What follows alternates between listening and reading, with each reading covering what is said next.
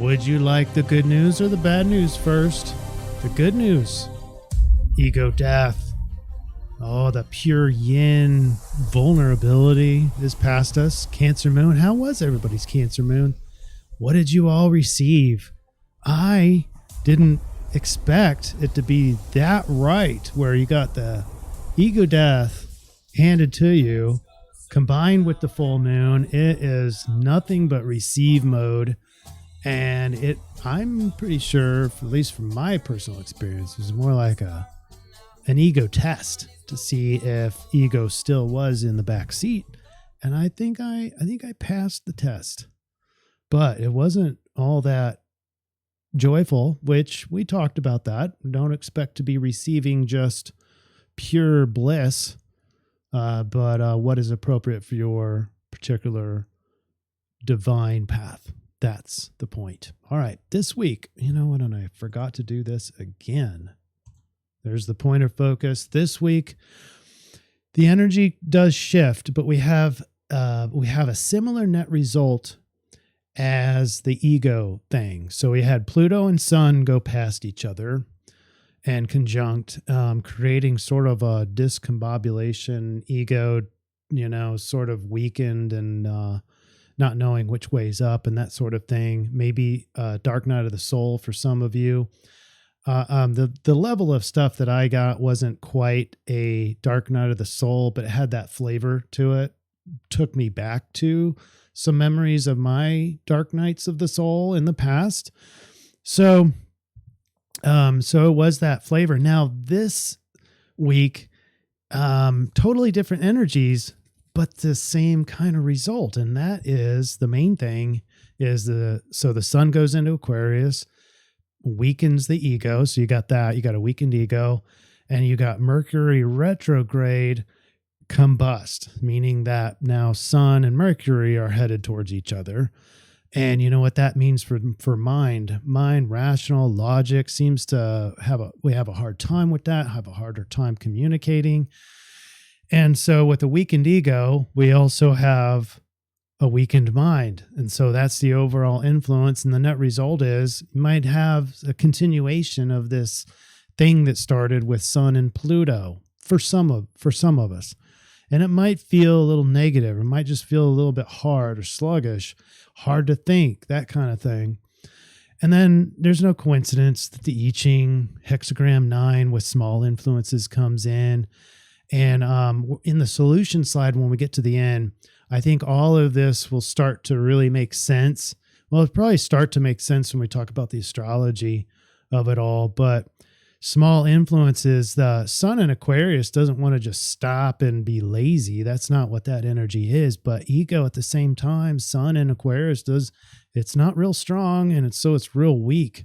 And it doesn't mean lazy. It doesn't mean, and it doesn't even mean weak as in like not strong. It just means lots of small things, lots of small tasks, and just keep on repeating over and over again, and eventually you get somewhere. And that's sort of the overall theme for Sun in Aquarius, amongst other archetypes.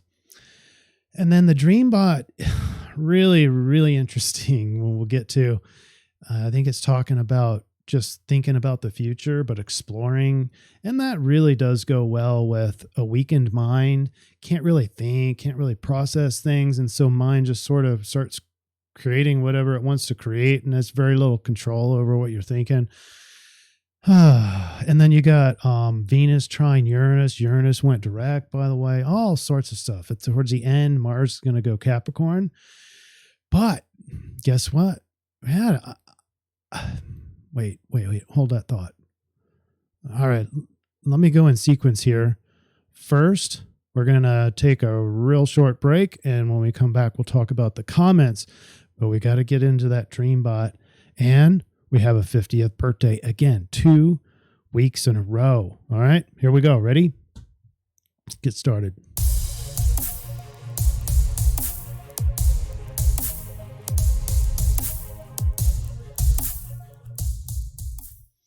All right, the comments.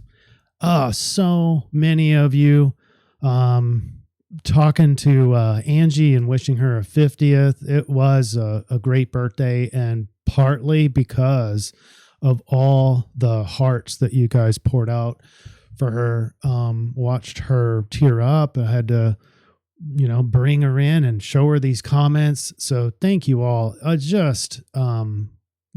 And by the way, she goes by Cosmic Camel, and she went in and put a single comment for everybody on the past CIRF report. So I brought that here. I'm not going to read it here because I want you to go in to the last CIRF report and read it for yourself. You can go on Rumble. I copied it over there, or you can go on YouTube and just check that comment out, give it an up arrow, and see what kind of person Angie really is.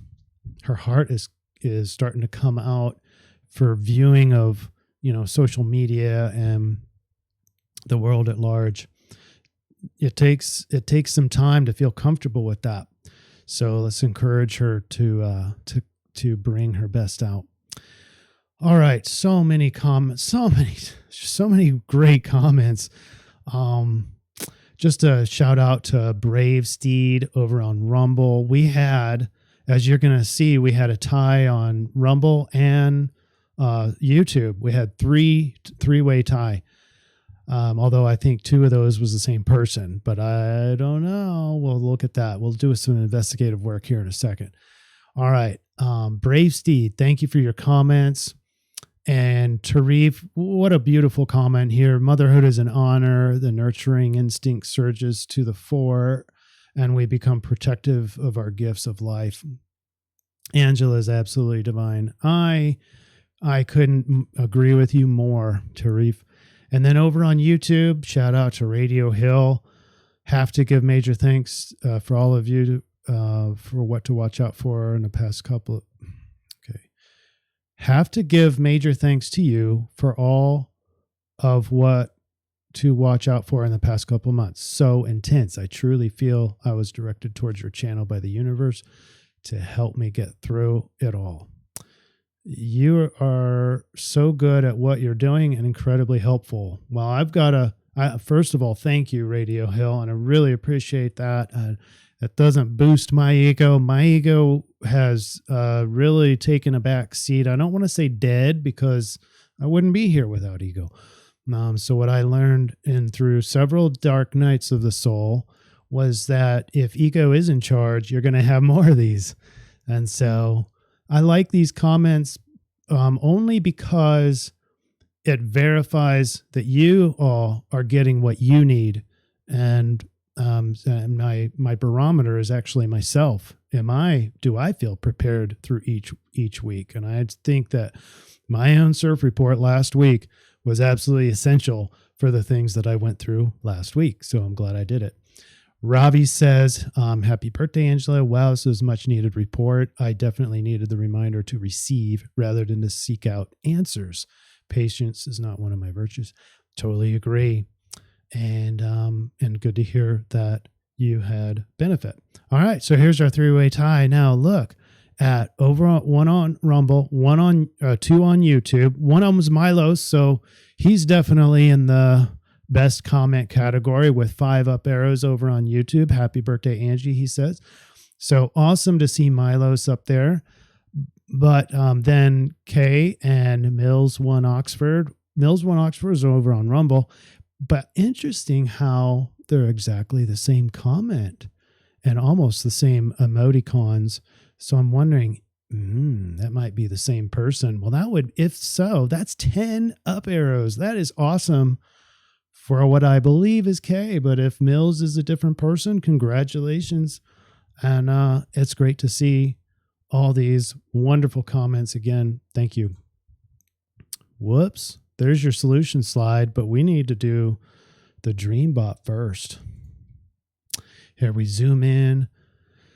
And speaking of dark nights of the soul, number one word, now it's not a real high surge score or anything, but nights is up at the top.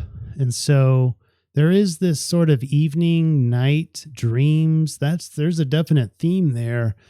And I thought originally it was just sort of dreamy, just kind of surreal, but it's it's forward thinking. So it's, where was it? Gonna is a forward word, and the future is obviously forward. So I was thinking forward dreams or precognitive dreams. And then you have in the red are just exploring stuff. Stairs, the word explore, weird, interesting, somewhere, everything in here is just, it's not really a whole lot of finding, although that's one of the words. It's more about searching. So just exploring. And so we put those together, and maybe we have one big meme of exploring the future, or maybe allowing your mind to just sort of wander this week is sort of where the collective is right now. So maybe just let it go, especially as the Mercury goes combust. And we'll describe that in the astrology. But mind isn't real sharp this week. Okay. Just keep that in mind. And neither is ego for the next month or so. Let's get back to the astrology. And in here is the 50th birthday. Guess who that is? Take a guess. All right. Overview of this week. We're inside of these vertical lines.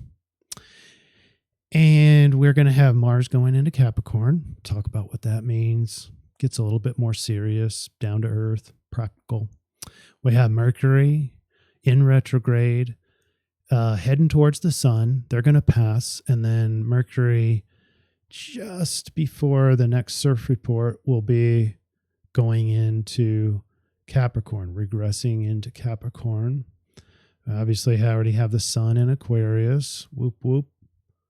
And then we have, this is the combust, this red. Let me darken it so you can see where I'm at.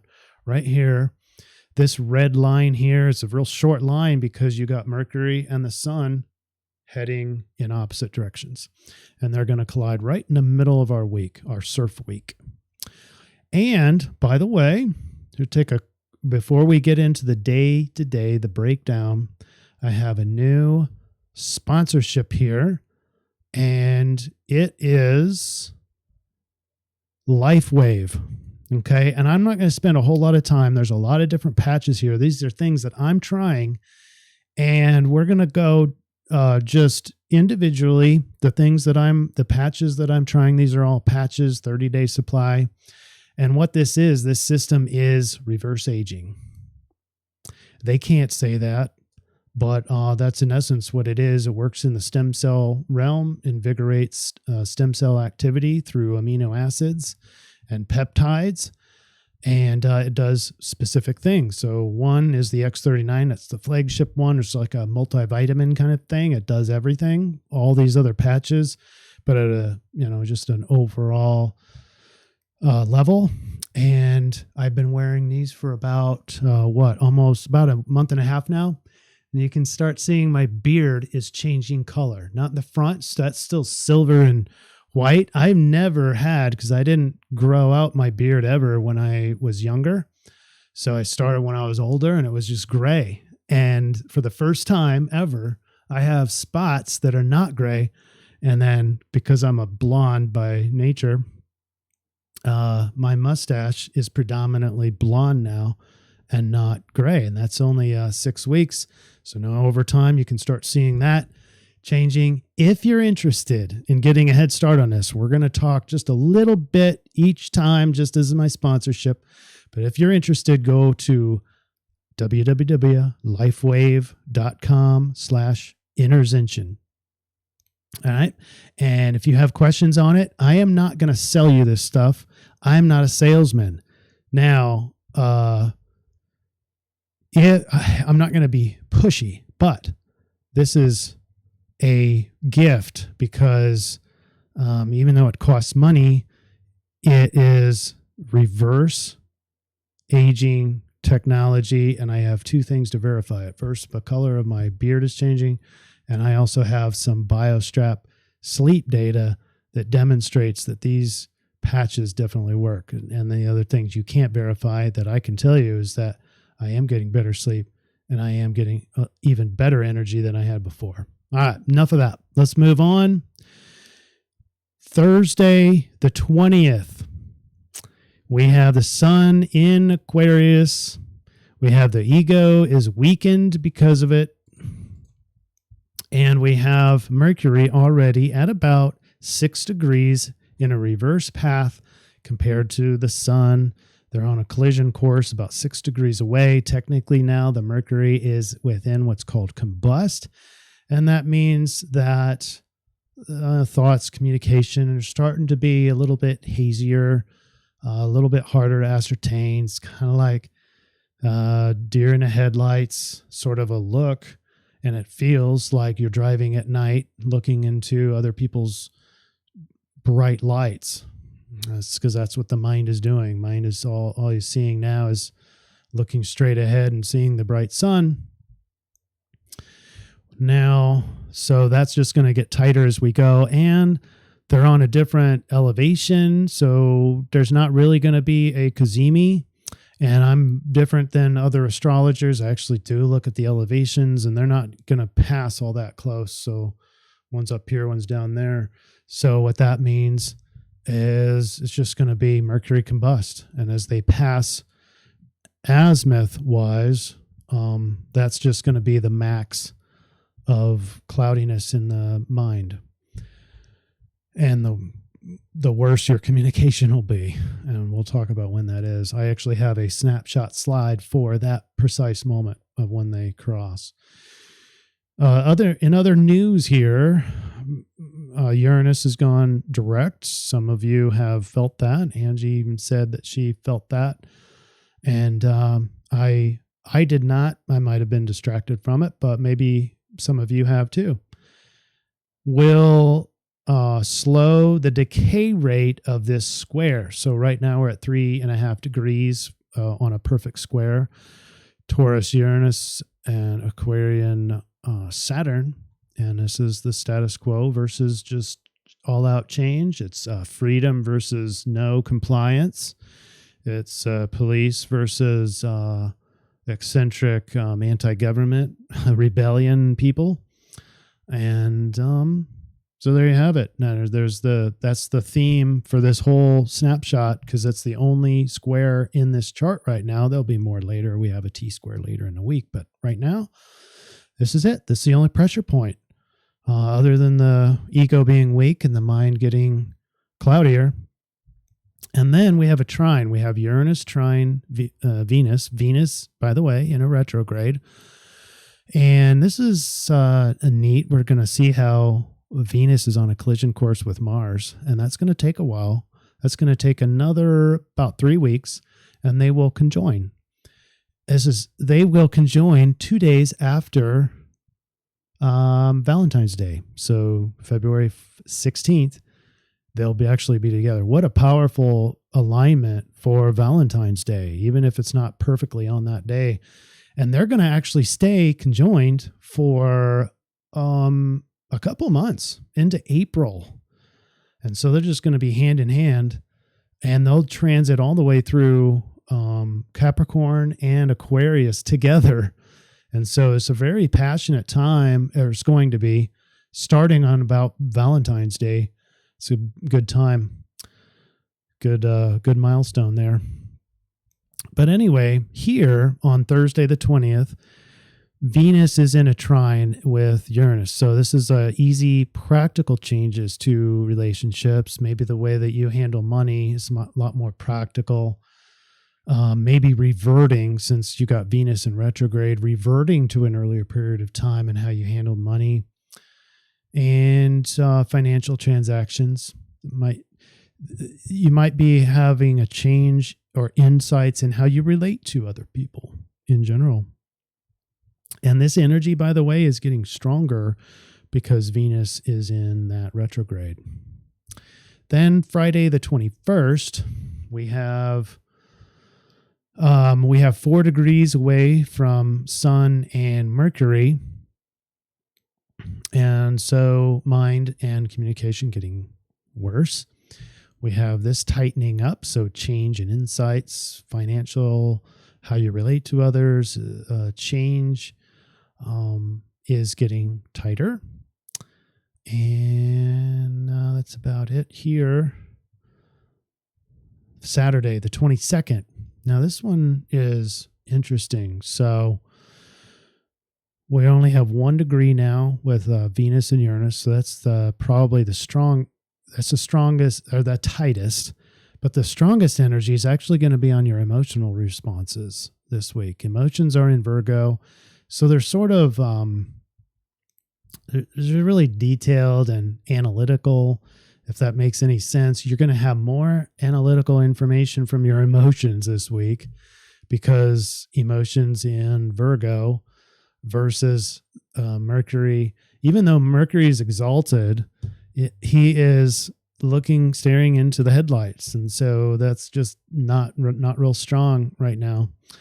But the emotions are going to flare. Emotional reactions are going to be too easy. This is easy energy, but there's 3 of them. There's Pluto, Sun, and Mercury, all easily transiting with these emotions. And so there's the emphasis there. You've got another pressure point with Mars.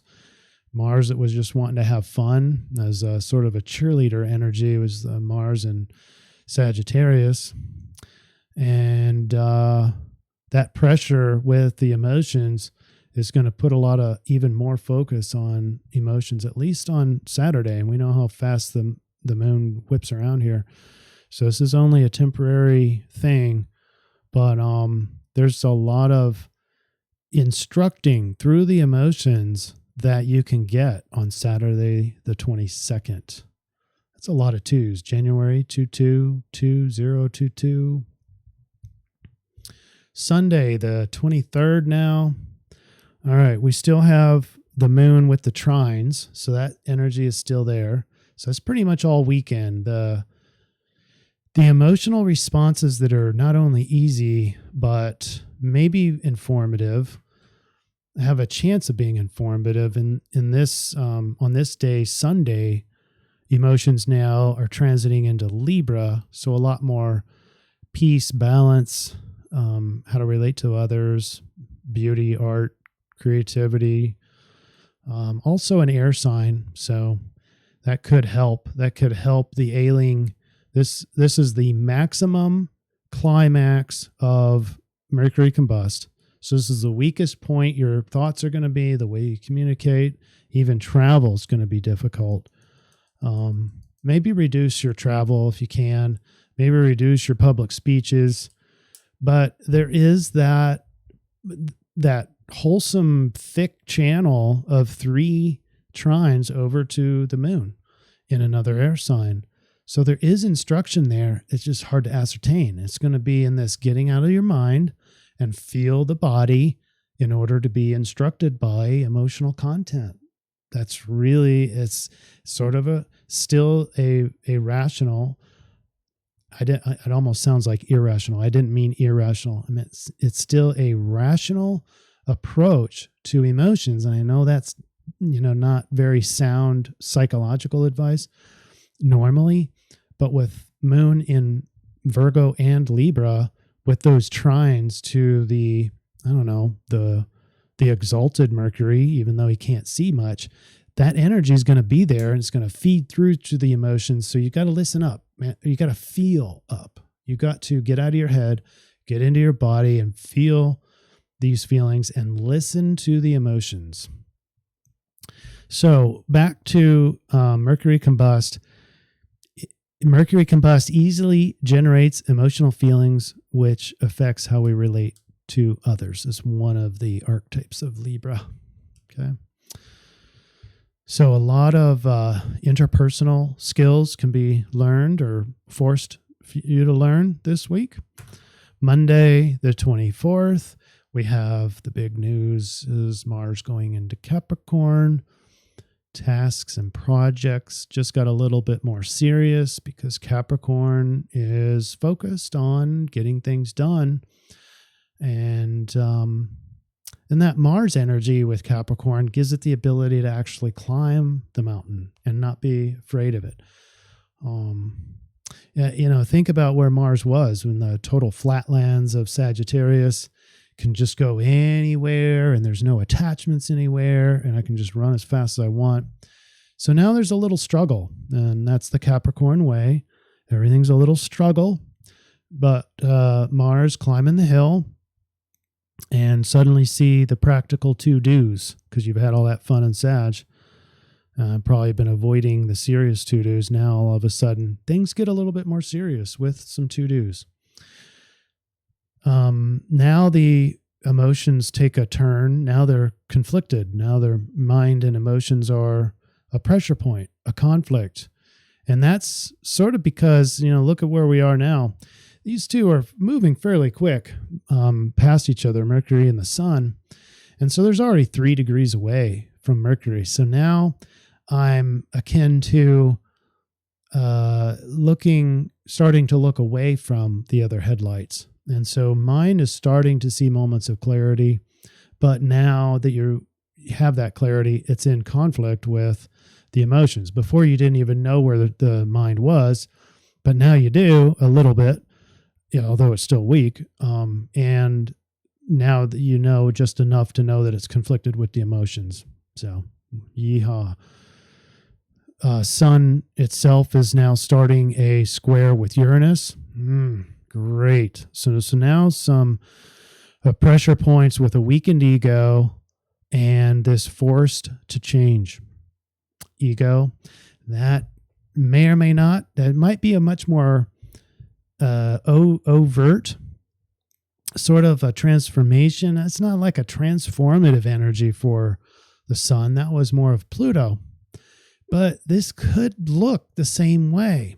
And I think it's going to be a freeing effect instead of, like Dark Nights of the Soul sort of feels entrapping, sort of feels like dungeon and dark.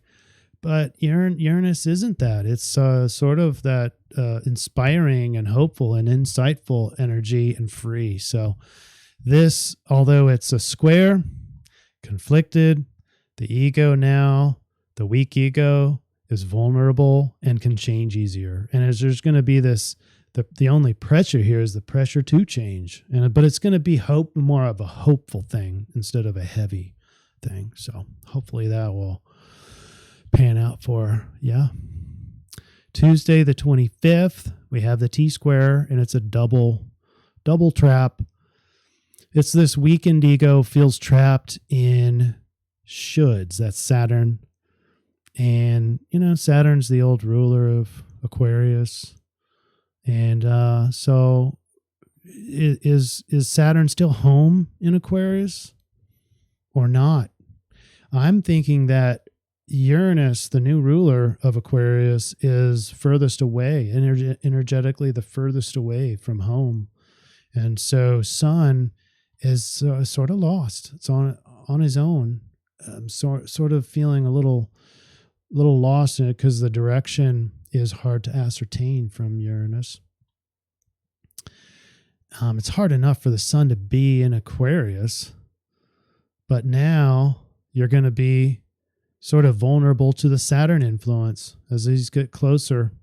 And because it's a T-square, it feels entrapping. We're 11 degrees away from Venus and Mars coming together, so still outside of any orb. But that's coming. And then our final day of the CIRF report. This is the day when your CIRF dude, yours truly, is having his 50th solar return in Aquarius on the 26th. And I will be doing, as my part of my birthday gift to you all, I will be doing another CIRF report talking about the next week. So I developed a little checklist. First of all, look at where Moon is on that day. It is definitely within an orb of the South Node. So this works out actually perfect for a 50th birthday. And looking at all the past and more of the vivid, all the what might have been past memories are now much more vivid. Look at where Mercury is too. It's gone into Capricorn.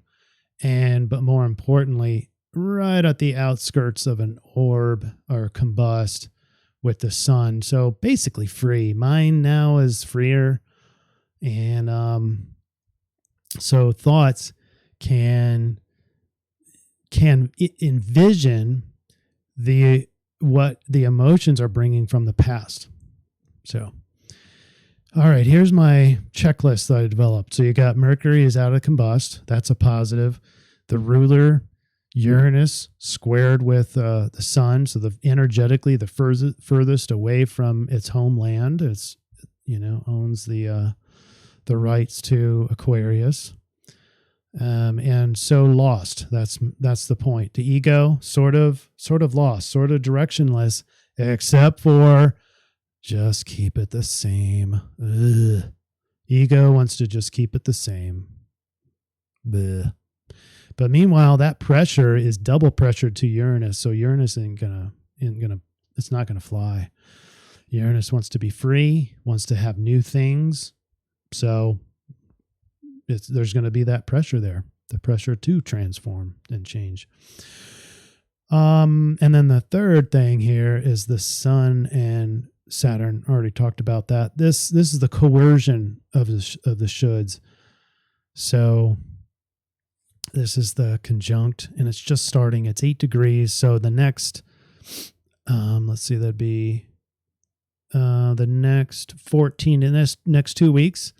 Sun is going to feel obligated to just stay the same or do the same things, or obligatory humanitarianism. How many long words can I put in here? It's that for the greater good. This is the alignment for the greater good. But thank goodness we got this pressure here from ruler Uranus, who's demanding big change. Big material change. All right. So happy birthday, Chris.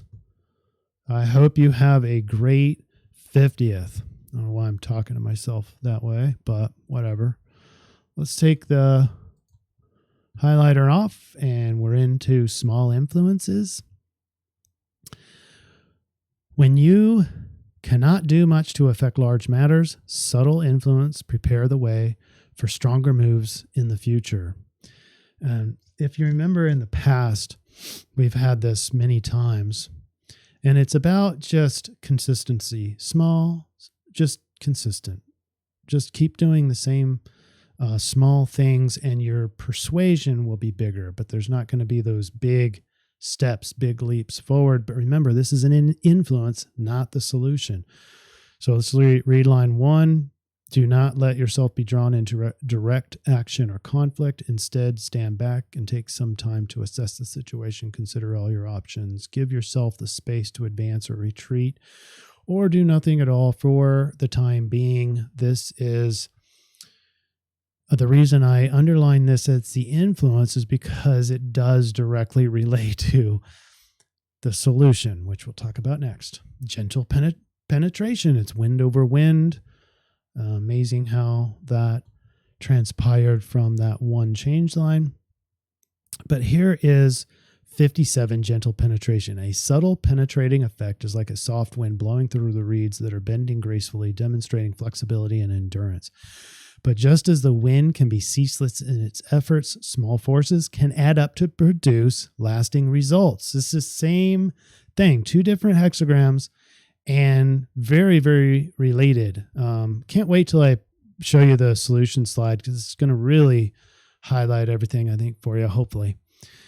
It did for me anyway. When using a force that is soft but persistent, careful aim is necessary, for only when a small force continually moves in the same direction, it will have a cumulative effect. Now, the good news is Sun and Saturn is actually going to get benefited by these I-Ching readings. Actually, vice versa.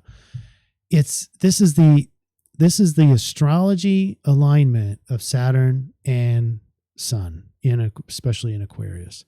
Is just keep at it, small steps forward, but just keep doing that same thing, and eventually it will become a big persuasion. But you have to stick to it. And one of the important things is to stick clearly to defined goals. ADHD is not a good thing here, because boom, you see something else, and now we go over here and start doing this thing. So try not to be distracted. Try to stay focused, but have the goal in mind and stay at it. That's what the I-Ching is saying. All right, this is Sunday at 4:28. That's the climax of Mercury combust. We went into hexagram 41 in Capricorn, solution Capricorn. This is the gate of contraction, of decrease, the limitation of resources, which maximize development of potential. I'm almost thinking the shipping concerns, doesn't that sound like what this is? The limitation of resources. But it maximizes development of potential. So there's always that silver lining. And the lining is the pendulum gets higher on the one side, is going to slam at some point, starts just swinging to the other side. That's sort of what this is saying. But line 2 says caution, because Mercury combust, humanism tempered by pragmatism. And now you can see the beauty of the Capricorn influence. Pragmatism is just being much more practical, but very energetically practical. Almost a leadership quality to it. A conservative nature that does not risk its own security in aiding others. Energy for one's own feelings, but not for others. A conservative nature that does not risk its own security in aiding others. In other words, we are going to be knowledgeable about how much energy to convert over to help others, or just use it for yourself. That's the upside. The downside with detriment is a desire for recognition that throws caution to the wind, depleting valuable resources for only temporary gain. The energy for the display of feelings for recognition. So now when things get stressful and you don't remember this rave, you're going to spend a bunch of energy trying to get recognized. And we're not there. We're on the opposite end of the astrology for this. That's over in Leo. That's the Leo energy. That's when you need to be recognized. Aquarians don't need to be recognized. They just don't. So anyway, all matches there, in my opinion. Now let's look at the summary slide. And let me get over to the 9. You don't know what the 9 is. It's just my shortcut. There's the camel. Remember the camel, the straw that broke the camel's back? And that's what this weak ego, weak mind sort of feels like. Listen to this, the multiple smaller issues or annoyances. So we're trying to do those small influences as the influence this week. Multiple smaller issues or annoyances keep cropping up, making it feel like the big influence. Unrelenting, watch for the straw that breaks the camel's back. Possible feelings of overwhelm or feelings of your own futility or pointlessness against all this constant onslaught. That's exactly what I felt just a couple days ago. There's sort of the pointlessness of it all. Or some will feel bored with a lack of big influences. It's just that constant repeating hits. It just keeps coming, but small. And at some point, it's just like the weight of it, just give up. Well, don't give up. It's just this energy. And here's the solution. Here is the solution. I-Ching 57 says gentle penetration. Remember, it's about persistence. It's about holding a vision for your defined outcomes, identify the goals, and flexibility. The rave said contraction or decrease, limitation of resources. It says it's a fine line between being a humanitarian, it's a Aquarian humanitarian, but without wasting your energy on aiding others. Conserving your energy. And then Capricorn, we all know what Capricorn represents as the solution, to be ambitious, prudent. It doesn't mean that if you're missing Capricorn in your natal chart, it doesn't mean you can't do this. We all have aspects of each of the zodiac signs. So now it's the time in your behaving this week is to bring out as much Capricorn as you can to as part of the solution triangulation. All right, here we go. We have the challenge this week to somehow continue to move forward despite facing an energetic contraction, limitation of resources, egoic weakness, and cognitive impairment. Develop some goals this week that are somewhat pulled back and simpler, so not grandiose, just small, obtainable, measurable. Make the goals very detailed so that you don't have to rely on any of your mental work. You don't want to have to keep thinking through your execution phase. Focus on practical and pragmatic steps forward, small, methodical.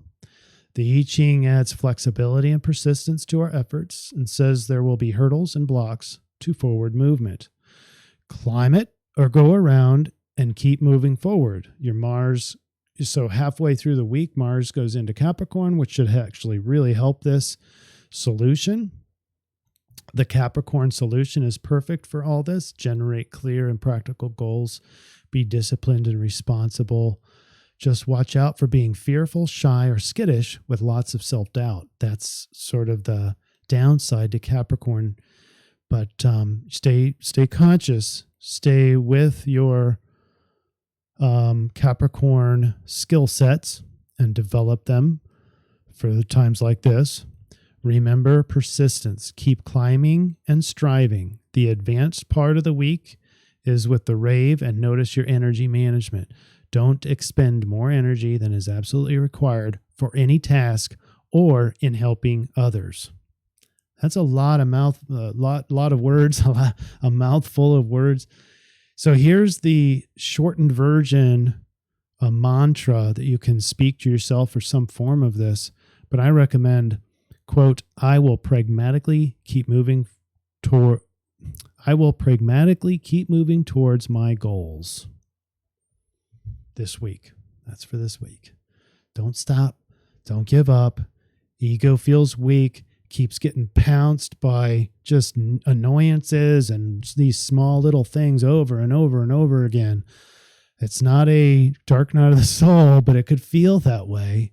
It's not a transformation for Pluto from, the Pluto transformative energy, but it could feel that way. All right. So don't give up. Be the best Capricorn you can be. Watch out for too much fear. Don't buy into it. It's just normal and natural for Capricorns to feel that. Self-doubt, that's sort of the weakened ego. It's Sun in Aquarius. It's all about self-doubt. But overcoming that. Keep climbing, keep striving. If you're having a problem with that, or if you're having procrastination, check the clarity of the goal. And then check if you're really convinced that that is right for you, that this is the right goal for you. Maybe you're in the wrong field or the wrong objective. And so check to make sure that it matches your overall values and what really needs to happen. And also energy management. That, a lot of people, energy management, we even just saying those almost sounds like selfishness, especially when we're talking about seeing whether or not we're going to help others or not. But it's going to be absolutely essential because you're not going to have a whole lot of excess energy from ego purposes this week. So all your Mars energy from Sagittarius sort of decays, and now it's just uphill and it's more exhausting. Things are harder to get done. And so scale back the goals. Don't make them so big. Maybe break them up into smaller bits. How about that? You already have some big goals. What can you do this week? Just small things. Just get those done. And before you know it, maybe by the week's end, the whole overall goal is finished. But if you think about trying to get the goal done, just the whole goal, you may not be able to get it done because it feels too overwhelming. So how do you eat an elephant? Bite by bite. One little bite at a time.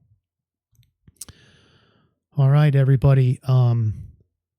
Back to just one last comment about LifeWave. I'm going to try and make those very short, but I'm really excited about this technology. It's incredible. It's incredible how it works. I'm trying all sorts of new patches here and there. I'm keeping a spreadsheet on it. You can continue this journey with me and know that even though there are things that you can buy and there's a business that you can start, MLM structure, don't feel afraid to just ask questions. I'm not going to be pushy. I'm not a salesman. I don't like that. That's not who I am, but I am here to help you. Don't be afraid that if you've got questions about it, that I'm going to now get my fangs out and start, making you bleed and making you buy into this thing. I'm not going to force anything. Okay. And so no harm, no foul. Write me an email if you have questions about it. Go look at the website. My email is interzension@gmail.com. And so, there it is. I'm excited. So go look into it and we'll talk about some of the more of the specifics little bit by little bit, each CIRF report. Again, not as a sales pitch, but as a way that you can support the channel, but also benefit. You can benefit by feeling younger, better energy, and maybe even reducing your, sounds bizarre, but reducing your biological age. Bleh. I'm already feeling it. So, all right, everybody. I appreciate all of you. I love this tribe. And let's kick it. There's a lot of things happening out in the world. I am having a hard time staying up to date on. I apologize. On Telegram, been just pelted with administration of business, basically. So, all right, let's move into gratitude and say our goodbyes. And we will see you next week on the 50th return of my birthday. See ya.